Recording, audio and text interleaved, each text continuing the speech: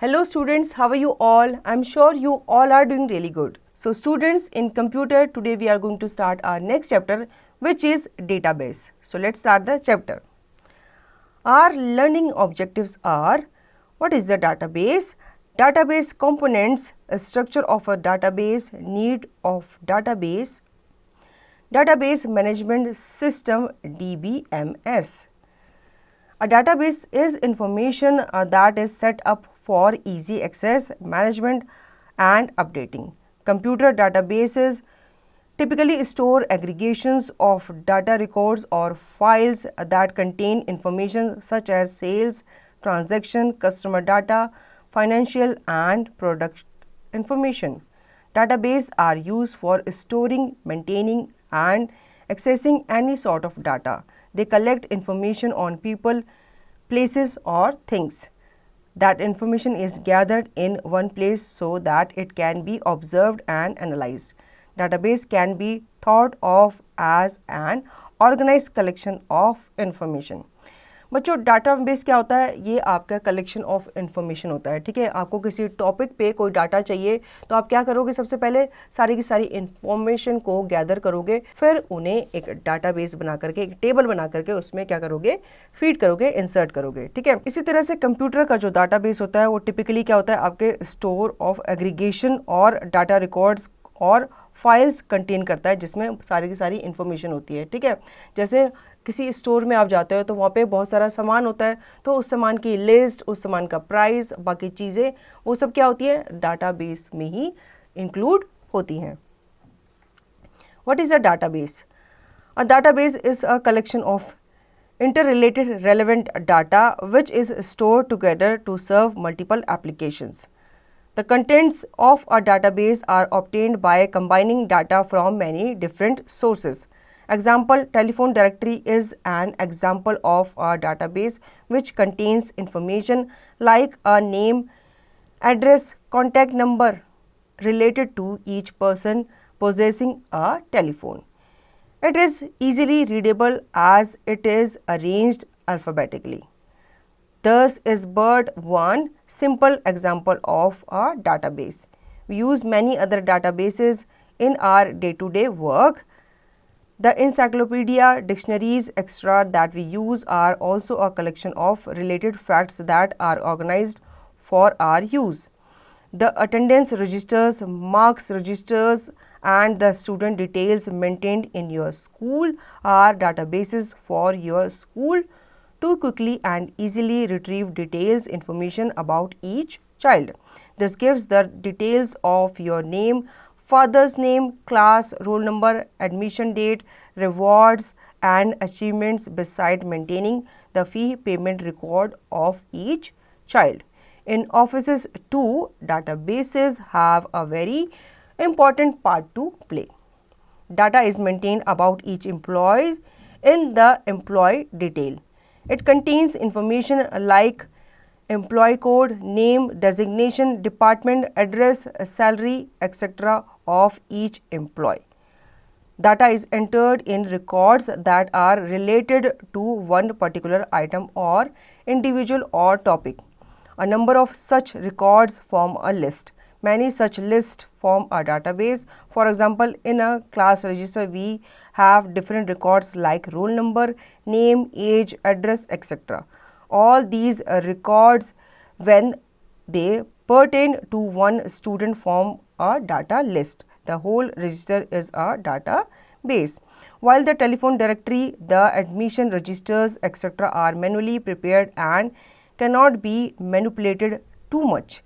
It is not very easy to find a particular data as and when desired. It takes a lot of time to look through the entire database for one specific information.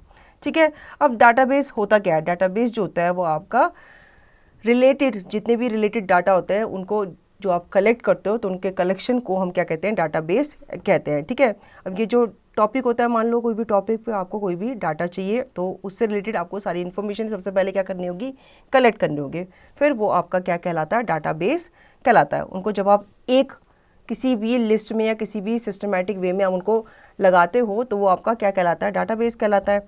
ठीक है, जिसमें आपकी सारी information include होती हैं। अब यहाँ पे एग्जांपल के तौर पे बताया गया है, जो आपकी टेलीफोन डायरेक्टरी क्या है, वो आपका डाटाबेस का ही एग्जाम्पल है। ठीक है, जिसमें आपकी इंफॉर्मेशन होती है, आपका नाम होता है, आपका एड्रेस होता है और आपका कॉन्टैक्ट नंबर होता है। ठीक है, इसी तरह से जो डिक्शनरीज होती है, उसमें डिक्शनरीज में क्या होता है, आपके अल्फ़ाबेटिकली सारे जितने भी वर्ड्स होते हैं उनकी मीनिंग्स आपको दिए होते हैं। तो वो भी एक तरह से क्या है, डाटाबेस है, जिसमें आपके वर्ड्स के मीनिंग आपको दिए गए हैं। अब आपके स्कूल में जो आपके टीचर होती है, उनका एक अटेंडेंस रजिस्टर मेंटेन होता है। उसमें क्या होता है, उसमें आपका नाम होता है, आपका रोल नंबर होता है, आपकी एज होती है। ठीक है, और इस तरह से उसमें वो डाटा वो फीड करते हैं, कब आप आए हो, कब आप एब्सेंट थे, कब आपने छुट्टी ली थी, कब आपने हाफ डे लिया था। तो इस तरह से वो डाटा क्या होता है, मेंटेन किया जाता है आपके टीचर के द्वारा। ठीक है, अब सपोज आपके टीचर को आपका रिजल्ट बनाना है, तो कैसे बनाएगी, सबसे पहले वो आपका नाम, आपका रोल नंबर लिखेगी, फिर आपने कितने मार्क्स किस सब्जेक्ट में ऑब्टेन किए वो लिखेगी, फिर आपका टोटल निकालेगी। ठीक है, फिर इस तरह से उन टोटल नंबर्स के ऊपर आपका परसेंटेज निकाला जाता है, और परसेंटेज निकालने के बाद आपको क्या दिया जाता है, ग्रेड्स दिए जाते हैं। ठीक है, तो ये सारा लिस्ट वो बनाती है, जिसे हम क्या कहते हैं, डेटाबेस कहते हैं। ठीक है, तो फिर इस डेटाबेस को बनाने के लिए वो सारी इन्फॉर्मेशन सबसे पहले क्या करती है, ऑब्टेन करती है इधर उधर से, और फिर वो उसको क्या बनाती है, डाटाबेस के रूप में बनाती है। अब जैसे स्कूल्स में होता है, वैसे ही ऑफिसेज में भी होता है। ऑफिसेज में जितने एम्प्लॉयज़ काम करते हैं, उनका डाटाबेस तैयार किया जाता है। ठीक है, उनका नाम, उनकी डेजिग्नेशन और उन्होंने कब ज्वाइन किया था। ठीक है, इस तरह से उनके डाटा को बनाया जाता है। Now let us take an example. You need to look up the phone number of a person called ML Gupta, who lives at C3/6 Lekha Nagar. In order to find his name, you will have to look through the phone directory for the entries that begin with G. Then, going down the entries under G, you will have to look up for the entry Gupta. There may be several entries under the surname Gupta. Once you reach these, you will now need to look up the initials ML. Again, there may be several entries for the initials ML. You will then have to look at the address and find the entry that corresponds with the address C3/6 Lekha Nagar. Once you have found the entry, then you can look up the number. This process, as you can see, is tedious and time consuming. It was effective so long as there was no alternative method of searching for relevant entries in a database. With the growing popularity of the computers, the databases too were maintained on the computer. This made it easy for the users to search, sort, maintain and manipulate the database as per his requirement. Before we tell you more about a database, let us see what are the components of a database. ठीक है, अब यहाँ पे बच्चों एक example के through आपको बताया, आप एक फ़ोन डायरेक्टली ओपन करते हो। ठीक है, खोलते हो, कोई भी बुक है, फ़ोन डायरेक्टरी की बुक, उसको आप ओपन करते हो। उसमें आपको सर्च करना है ML गुप्ता, जो कि कहाँ रहते हैं, C3/6 लेखा नगर में रहते हैं। ठीक है, अब आपको कहाँ जाना होगा, यहाँ पे तो अल्फ़ाबेटिकली लिखे होते हैं, तो आपको जहाँ पे जी वाले सारे सरनेम होंगे वहाँ पे आपको जाना पड़ेगा। फिर आपको वहाँ पे जी से गुप्ता ढूंढना पड़ेगा। अगर आपको गुप्ता मिल जाता है तो फिर आपको उनके इनिशियल्स ढूंढने पड़ेंगे, जो कि क्या है, ML। ठीक है, अब ML नाम से बहुत सारे नाम होंगे। ठीक है, फिर आपको स्पेशली ML गुप्ता ही सर्च करना है। अब आप ML गुप्ता अगर सर्च कर भी लेते हो तो आपको सेम एड्रेस भी तो सर्च करना है ना, जो यहाँ पे आपको दिया गया है। ठीक है, C ब्लॉक C3/6 लेखा नगर, जो एड्रेस आपको प्रॉपर दिया गया है उसको आप सर्च करोगे। फिर ठीक है, फिर अगर आपको वो एड्रेस मिल जाता है तो फिर उसके बाद आपको वो नंबर मिलेगा मिस्टर ML गुप्ता का। तो ये काफ़ी टाइम कंज्यूमिंग है। ठीक है, सबसे पहले आप जी ऑप्शन पे जाओगे, जी अल्फ़ाबेट वाले सारे के सारे सरनेम ढूंढोगे, फिर उसके बाद इनिशियल ढूंढोगे, उसके बाद एड्रेस ढूंढोगे, उसके बाद फ़ोन नंबर ढूंढोगे। ठीक है, अब कंप्यूटर डाटाबेस में क्या होता है, वो सारा का सारा डाटा अल्फ़ाबेटिकली फीड तो होता ही है। उसमें आप क्या कर सकते हो, सिंपली सर्च करके सर्च बार में आप सिंपली उस नाम को वहाँ पे ढूंढ सकते हो, उस एड्रेस को ढूंढ सकते हो, और उनसे रिलेटेड जो फ़ोन नंबर है उसको भी आप ढूंढ सकते हो। अब यहाँ पे हम जानेंगे डेटाबेस के कंपोनेंट्स के बारे में। ठीक है, database components. A database comprises of many different components. First, character and data item. This is the basic unit of a database. Each character goes on to make up a complete data item which is contained in a cell of the database. Example, roll number 100 is a data item and 100 are the characters that make this field. Second, field. A field holds a specific type of information about each item. It represents a particular characteristics of the item. Example, in a class register, the roll number column represents a field. Third, data record. A collection of related fields about a particular item is a record. It contains all relevant data about a particular item. Example, the roll number, name, address, father's name, etc. together holds the information about a particular student. This is the data record of the student. Fourth, data file. A collection of many records forms a whole file. This is also called a table. Example, the entire class register is the data file of the student of a particular class. Many such tables or files together form a database. Example, the class register of all classes in a school are a database. A database may contain a single table or a collection of related table. तो बच्चों आगे हम जानेंगे database के components के बारे में, जिसमें सबसे पहला आता है आपका कैरेक्टर एंड डेटा आइटम. ठीक है, ये डेटाबेस की बेसिक यूनिट होती है और इसका हर एक कैरेक्टर जो होता है वो इसे एक कंप्लीट डाटा बनाता है. ठीक है, जैसे कि यहाँ पे रोल नंबर 100 दिया है. अब जो 100 के 100 जो आइटम है वो इस फील्ड को क्या करते हैं, कंप्लीट करते हैं. नेक्स्ट आता है हमारा फील्ड. ठीक है, फील्ड जो होता है वो स्पेसिफिक टाइप ऑफ इंफॉर्मेशन को होल्ड करके रखता है जो कि ईच आइटम से रिलेटेड होती है. ठीक है, ये रिप्रेजेंट करता है particular characteristics of the item. Example, in the class register the roll number column represent a field. ठीक है, जो आपका क्लास रजिस्टर होता है उसमें जो रोल नंबर कॉलम होता है वो उस फील्ड को क्या करता है, रिप्रेजेंट करता है. थर्ड आता है आपका डाटा रिकॉर्ड. ठीक है, अब जितना भी आप डाटा एक टॉपिक पे कलेक्ट करते हो वो सारा का सारा आपका डाटा रिकॉर्ड कहलाता है. ठीक है, ये सारा का सारा रेलेवेंट डाटा कंटेन करता है अबाउट अ पर्टिकुलर आइटम. ठीक है, किसी भी पर्टिकुलर आइटम या टॉपिक पे आपने कोई भी डाटा स्टोर किया है या ऑब्टेन किया है तो वो सारा का सारा आपका डाटा रिकॉर्ड कहलाता है. एग्जाम्पल, अब आपका रोल नंबर है, आपका नाम है, आपका एड्रेस है या आपका फादर नेम है. ठीक है, ये सारे के सारे क्या होते हैं, आपके डाटा रिकॉर्ड्स में आते हैं. फोर्थ है हमारा data file. A collection of many record form a whole file. ठीक है, अब जितना भी ये कलेक्शन होता है आपके रिकॉर्ड्स का, ये क्या करता है, एक फाइल मेंटेन करता है. ठीक है, सपोज आपका जो अटेंडेंस रजिस्टर होता है उसमें क्या होता है, सारा का सारा डाटा इंक्लूड होता है, तो एक तरह से एक फाइल का काम करता है. ठीक है, इसी तरह से कंप्यूटर में भी क्या होता है, एक फाइल होती है जिसके अंदर छोटे छोटे कंपोनेंट्स होते हैं जो मिलके क्या बनाते हैं, एक फाइल बनाते हैं.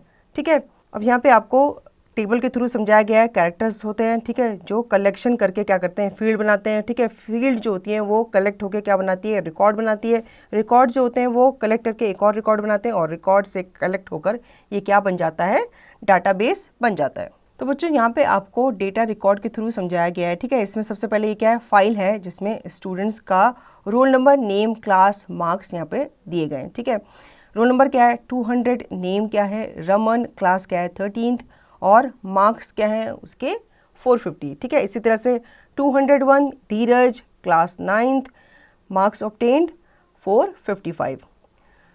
202 Pawan 10th 425. 203 Reshu, class 12th, marks 421. Roll number 204 Neha, class 6th, marks 516. Roll number 205 name Renu, class 7th and marks 428. तो यहाँ पे आपको बताया गया है कि स्टूडेंट्स ये क्या है, फाइल नेम है. ठीक है, ये क्या है, इनके मार्क्स हैं एंड ये जो आपको सर्कल करके बताया है ये क्या है, उनके रिकॉर्ड है. Here in our example, a student is a file, a arrow is a record and a column is a field. Roll number, name, class and marks are fields. ठीक है, a structure of a database. A database is made up of records and files. Its data is organized in rows and columns. A record in a database may comprise a row. Record is a set of all information about a single object. For example, roll number, name, class, marks of a single student is record. Fourth, a field in a database may comprise a column. For example, roll number is a field, name is a field, etc. तो बच्चों database में जितने भी records आते हैं वो आपके रोज में आते हैं, ठीक है। ये जितने भी इंफॉर्मेशन होती हैं किसी भी टॉपिक के ऊपर वो आपके रोज में आपको देखने को मिलती है, और जितने भी डेटाबेस में फील्ड होती हैं वो आपके कॉलम में देखने को मिलती है, जैसे कि आपका रोल नंबर, आपका नेम, एक्सेट्रा, ठीक है। अब यहाँ पे आपको दिखाया गया file record 1, record 2, record 3, record 4, record 5. Field number 1 roll number, roll number, roll number, roll number, roll number.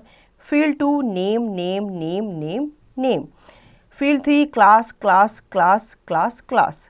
Field 4 marks, marks, marks, marks, marks. Need of database. Computers are found mostly everywhere. As we have already read, they can store data and records. This makes it very easy for us to then retrieve, compare, sort and manipulate data as per our need. As the computers are widely used, the need for storing the databases in it has also increased. Let us see the uses of a database and where all they are applicable. In schools, to maintain the students and teachers' data. In library, to maintain the record of all books. In hospital, to maintain the records of patients and medicines. In business, it helps us to maintain the employee records, inventory control, payroll management, etc. Besides these, the databases are used for maintaining public records like birth and death records, voters list, etc.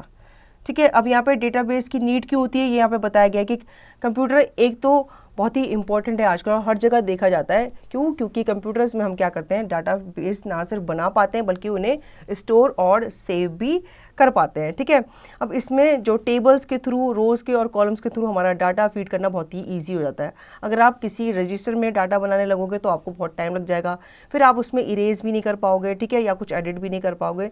लेकिन computer में क्या होता है, database बनाना, किसी भी information को store करना बहुत ही ईजी हो जाता है, ठीक है।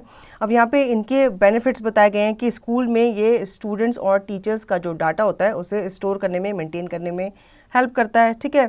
लाइब्रेरी में जितनी भी बुक्स होती हैं उनके डाटा को स्टोर करने में क्या करता है, हेल्प करता है, ठीक है। कोई भी बुक्स वहाँ पे एंटर हुई है या आई है या कोई भी बुक्स वहाँ से चली गई है, ठीक है, किसी बच्चे को आपने इशू किया है तो वो सब डाटा जो होता है वो आपके कंप्यूटर में फीड रहता है। हॉस्पिटल्स में जो पेशेंट्स होते हैं और जो मेडिसिन होती हैं उनका डाटा भी इसी के थ्रू ही स्टोर किया जाता है। अब जो बिजनेसमैन होते हैं वो क्या करते हैं, अपने एम्प्लॉयज़ का जो रिकॉर्ड होते हैं या जो इन्वेंट्री कंट्रोल होता है, जो पेरोल वगैरह होता है, बाकी का मैनेजमेंट वो किसके थ्रू करते हैं, इन डेटाबेस के थ्रू ही करते हैं, ठीक है। बिसाइड दीज डेटाबेस जो होता है वो पब्लिक रिकॉर्ड्स को भी मेंटेन करने में हेल्प करता है, ठीक है। जैसे कि आपकी जो बर्थ है या आपका जो डेथ रिकॉर्ड है उसे मेंटेन करने में हेल्प रखता है, और ये साथ ही साथ वोटर लिस्ट को बनाने में भी हेल्प करता है। Now, database management system DBMS. We are aware that data is the basic unit of all informations, while a database is a collection of information which is used to manipulate and manage data in a useful manner. It helps us to store, delete, retrieve and sort data according to set criterions. A DBMS, a database management system, is a collection of software packages for processing and managing a database, ठीक है। तो बच्चों आगे हम जानेंगे DBMS के बारे में। अब ये तो आपको पता है कि जो बेसिक यूनिट होती है इन्फॉर्मेशन की उसे हम क्या कहते हैं, डाटा कहते हैं, ठीक है। और जो कलेक्शन ऑफ डाटा होता है उसे हम क्या कहते हैं, डाटाबेस कहते हैं, ठीक है। और इन डाटाबेस को जो मैनेज करने के लिए हम यूज़ करते हैं एक सॉफ्टवेयर, उसे हम DBMS कहते हैं। Now type of database. The DBMS, like all other developments in computer field, has gone through various stages. The first database was file-based, where the records were maintained in flat files. Then came the non-relational database. After this came the relational databases and the DBMS. Thus, there are three types of databases. These are hierarchical database, network database and relational database. ठीक है बच्चों, शुरुआत के दिन में हम computer में अपनी फाइल को या अपना जो डाटा होता था किस में स्टोर करते थे, फाइल्स में स्टोर करते थे. ठीक है, उसके बाद जब फाइल्स बहुत ज़्यादा हो जाती थी तो उनको क्या करते थे, उनको हम नॉन रिलेशनल डेटाबेस में स्टोर करते थे. ठीक है, उसके बाद रिलेशनल डेटाबेस आ गया था और बाद में आ गया था DBMS, जिसमें हम अपने डाटाबेसेस को क्या करते थे, स्टोर करके रखते थे या उनमें सेव करके रखते थे ताकि हम उन्हें बाद में क्या कर सकें, मैनेज कर सकें, इजीली उन्हें एक्सेस कर सकें. अब यहाँ पे 3 टाइप्स ऑफ डाटाबेसेस बता रखे हैं. ठीक है, पहला है हायरार्कियल, दूसरा है नेटवर्क डाटाबेस एंड थर्ड है आपका relational database. Let's now study about each of these in detail. ठीक है, अब इनके बारे में हम डिटेल में जानेंगे, जिसमें सबसे पहले हम जानेंगे हायरार्कियल डाटाबेस के बारे में. This was created by IBM in partnership with Rockwell in 1970s. Hierarchical database is a database arranged in the form of a tree or a pyramid. They denote the hierarchy of a particular database. बच्चों, hierarchy से आप समझ के होंगे कि वो ascending order या फिर डिसेंडिंग ऑर्डर में उनको लगाना. ठीक है, उनको एक सीक्वेंस में लगाना उनके हिसाब से. अब जैसे यहाँ पे दिखाया गया, यहाँ पे सबसे पहला क्या होता है, स्कूल में प्रिंसिपल होता है. ठीक है, उसके बाद डिपार्टमेंट हेड्स होते हैं, अलग अलग डिपार्टमेंट हेड्स होते हैं जिनके अंदर टीचर्स आती हैं. ठीक है, अब उन टीचर्स के नीचे कौन आते हैं, स्टूडेंट्स आते हैं. ठीक है, सेकंड होता है network database. Network database was developed by Charles Beckman at Honeywell IDS. It is a database arranged in the form of a net or web. All the records are connected to one another through links. ठीक है, अब network database क्या होता है, वो एक तरह से एक नेट, एक जाल की तरह होता है, वेब की तरह होता है. ठीक है, और इसे डेवलप किया था चार्ल्स बेकमैन ने. कहाँ पे, हनीवेल IDS में. ठीक है, ये जो डाटाबेस होता है इन्हें नेटवर्क की तरह, वेब की तरह ही अरेंज किया जाता है, जो आपस में एक दूसरे से क्या होते हैं, कनेक्टेड होते हैं. ठीक है, जैसे यहाँ पे दिखाया गया है, स्टूडेंट्स जो हैं वो टीचर से कनेक्टेड है, टीचर्स जो हैं वो डिपार्टमेंट हेड से कनेक्टेड है और डिपार्टमेंट हेड जो है वो किससे कनेक्टेड है, प्रिंसिपल से कनेक्टेड है. तो ये आपस में एक दूसरे से क्या है, इंटर कनेक्टेड है. तो इस तरह से ये वेब फॉर्म में आपको दिखाया जाता है. नाउ थर्ड है हमारा relational database. The idea of a relational database was first propounded by doctor Edgar F. Codd in 1970. Database may often be related with one another. Hence, relational means joining multiple databases used in an information retrieval process according to some relationships specified by the users. Example, suppose we want to calculate the salary drawn by a particular employee in a factory. Employee database contains employee information including employee's number, name, salary, location, telephone number and home address. बच्चों, third इसमें आता है relational database. ठीक है, इसे introduce किया गया था डॉक्टर एडगार एफ कोड के द्वारा 1970 में. डेटाबेस जो होता है वो क्या होता है, आपस में एक दूसरे से क्या होता है, रिलेटेड होता है. ठीक है, इसीलिए इसे रिलेशनल डेटाबेस कहा जाता है. ये क्या करता है, मल्टीपल डेटाबेस को आपस में क्या करता है, ज्वाइन करता है. ठीक है, ताकि उससे कोई भी इंफॉर्मेशन रिट्रीव की जा सके. सपोज अगर आपको किसी कंपनी में एम्प्लॉयज़ की सैलरी बनानी है तो आप क्या करोगे, सबसे पहले आप एम्प्लॉयज़ की इन्फॉर्मेशन निकालोगे. ठीक है, उसमें एम्प्लॉय का नंबर होगा, उसका नेम होगा, उसकी सैलरी होगी, उसका लोकेशन, टेलीफोन और होम एड्रेस वगैरह होगा. Similarly, another database, payroll, contains the number of hours of work done by an employee. It contains no other information except the employee number. A third database, attendance, contains the attendance record of the employees on a weekly basis. This database contains two fields, the employee's number and the number of hours worked. You can use the employee number from the payroll database to get the name from the employee database and relate it with the number of hours worked by an employee from the attendance database. ठीक है, यहाँ पे और example के through आपको समझाया गया है कि किसी कंपनी में अगर आपको क्या बनाना है, पेरोल बनाना है, ठीक है। फिर उसमें आप क्या करोगे, उसमें आप एम्प्लॉय की डिटेल निकालोगे, कितना घंटे उसने काम किया है, ठीक है, कितने दिन वो आया है और कितने दिन वो प्रेजेंट रहा। इस तरह से आप उसका डेटाबेस क्या करोगे, तैयार करोगे, क्योंकि क्या होते हैं, एक दूसरे से रिलेटेड होते हैं। अगर आप किसी एम्प्लॉय की सैलरी बना रहे हो तो आपको उसके बारे में इंफॉर्मेशन तो कलेक्ट करनी होगी, ठीक है। अब सैलरी से रिलेटेड आपको एम्प्लॉय का बैंक अकाउंट या उसके कितने नंबर ऑफ डेज वो आया था, आप उसी के हिसाब से उसको क्या दोगे, सैलरी दोगे। तो ये सब चीज़ें हमें क्या करनी होती है, कलेक्ट करनी होती है, ठीक है। ये इस तरह से बनता है पेरोल अटेंडेंस एम्प्लॉय, ठीक है। आप पेरोल देते हो जितने नंबर ऑफ डेज उसने काम किया, ठीक है, या जितने नंबर ऑफ आवर्स उसने काम किया उस हिसाब से उसको क्या करते हो, आप पे करते हो किसे, एम्प्लॉय को। तो आप उसके क्या देखते हो, अटेंडेंस देखते हो, ठीक है। अगर कोई एम्प्लॉय 7 दिन आया है, उसने 7 दिन फुल आवर्स में काम किया है, तो फिर आप उसको उस हिसाब से सैलरी देते हो। अगर वो किसी दिन उसने छुट्टी ली है या किसी दिन उसने कम काम किया है, तो आप उसको क्या करते हो, कम सैलरी देते हो। तो ये आपस में क्या होता है, इंटर रिलेटेड होता है। Now the payroll system may therefore be called a relational database. It is the employee number contained therein the related the total salary drawn by an employee in the employee's database to the number of hours he has worked in a week taken from the attendance database. A program can be written so as to relate the employee number with number of hours worked and also to use it to search the payroll database for calculating weekly salary from the number of hours worked. In relational database, data is organized in the form of tables. A table consists of rows and columns. ठीक है, relational database को दर्शाने के लिए आप रोज and columns का भी use कर सकते हैं। उससे क्या हो जाएगा, आपका डेटाबेस जो बनाना है या आपको जो इन्फॉर्मेशन चाहिए वो आप इजीली ग्रैब कर पाओगे। Now advantages of DBMS. It allows the creation of a file, addition to data, deletion of data, modification of data. You can retrieve data collectively or selectively. The data stored can be sorted or indexed.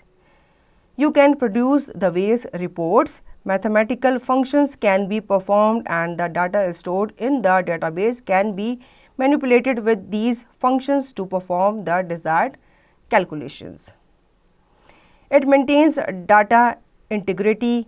Integrity means accurate and complete data. For example, if a person wants to include his name in voter list, it will not allow entry of data below 18 years of age.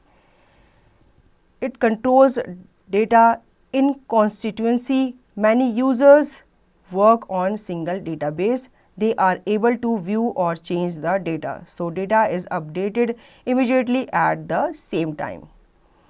It ensures data security.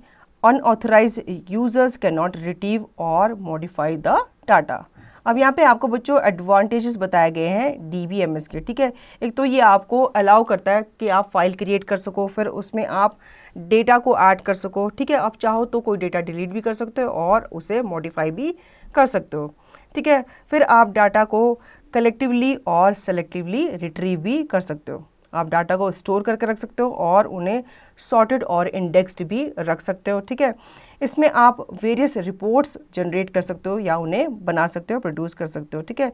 इसमें आप mathematical function या जितनी भी आपकी calculations होती हैं उनको भी आप क्या कर सकते हो, अप्लाई कर सकते हो, ठीक है। अब ये आपके डेटा की इंटीग्रिटी को मेंटेन करके रखता है। इंटीग्रिटी जो होती है वो आपकी एक्यूरेसी होती है और वो आपको क्या करता है, डेटा को टाइम पे कंप्लीट करवाता है, ठीक है। फॉर एग्जांपल, अगर कोई पर्सन अपना नाम वोटर आईडी लिस्ट में डालना चाहता है तो वो तब तक नहीं डाल सकता जब तक वो 18 साल का नहीं हो जाता, ठीक है। आपको पता ही है वोट देने के लिए आपका 18 ईयर्स का होना बहुत ज़रूरी है।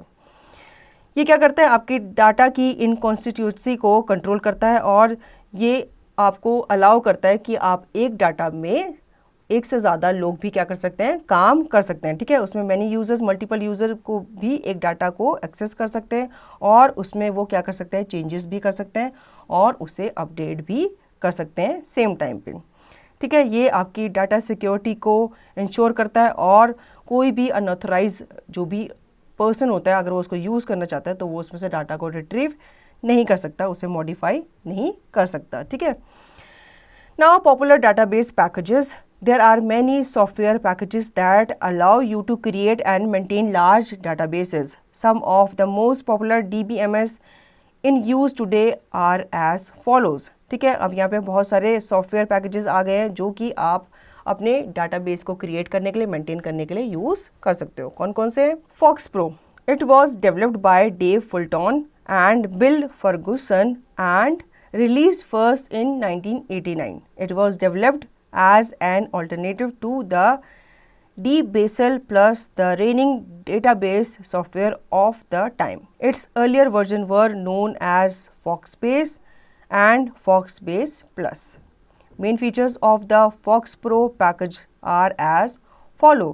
It provides application wizard and builder. It provides component gallery, OLE, drag and drop.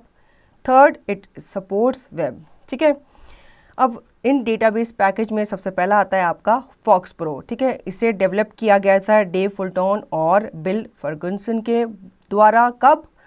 1989 में. ठीक है, इसे डेवलप किया गया था एक ऑल्टरनेटिव के रूप में, जो कि किसका ऑल्टरनेटिव था? DBasel प्लस का ऑल्टरनेटिव था. ठीक है, इसके अर्लियर वर्जन जो है वो फॉक्सबेस और फॉक्सबेस प्लस हैं. अब इसके फीचर्स क्या हैं? ये आपको प्रोवाइड करता है एप्लीकेशन विजार्ड एंड बिल्डर. ठीक है, ये आपके गैलरी, कंपोनेंट गैलरी प्रोवाइड करता है जो कि कहलाती है आपकी OLE, ड्रैग एंड ड्रॉप की.